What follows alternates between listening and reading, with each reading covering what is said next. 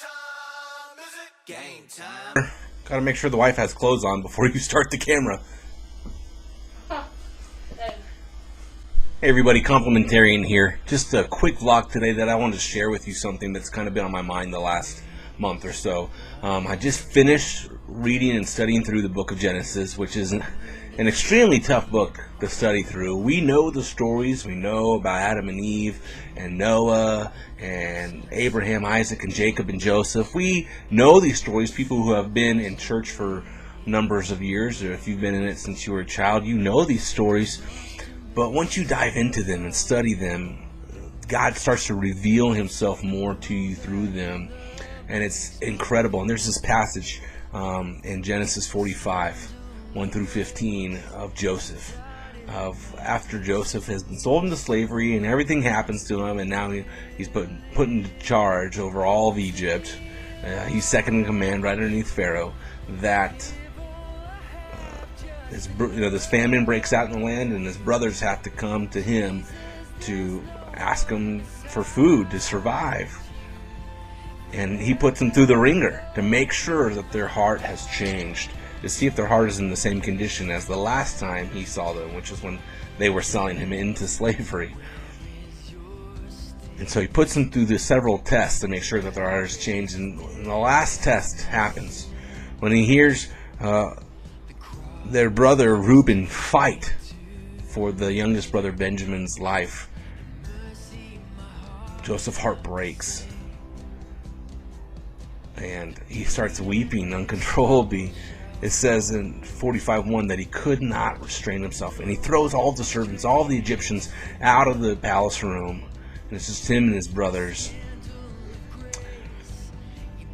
And he tells them who he is, and that, guys, don't worry, I forgive you. Whatever you caused for evil, God has changed for good for this moment. God sent me to you to save you. And then you get this brilliant picture, this amazing picture of our relationship with Christ. This sinner desperately in need of change and of help, survival, some way to be saved from our imminent death. And this person who we once were enemies against now steps forward to be our advocate and our Savior, and welcomes us openly,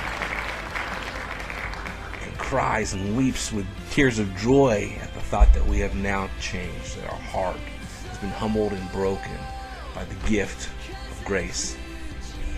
It's this brilliant picture that I just wanted to share with you guys. I hope somebody's encouraged by it, but more importantly, I just hope that you guys understand, who are listening, whoever this is shared with, that you understand that God has given you a gift, a free gift. And that's gift by definition, is that we've done nothing for it but freely given it.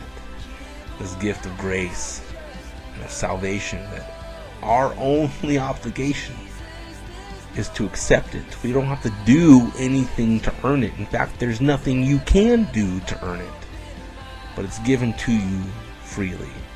All you have to do is accept it.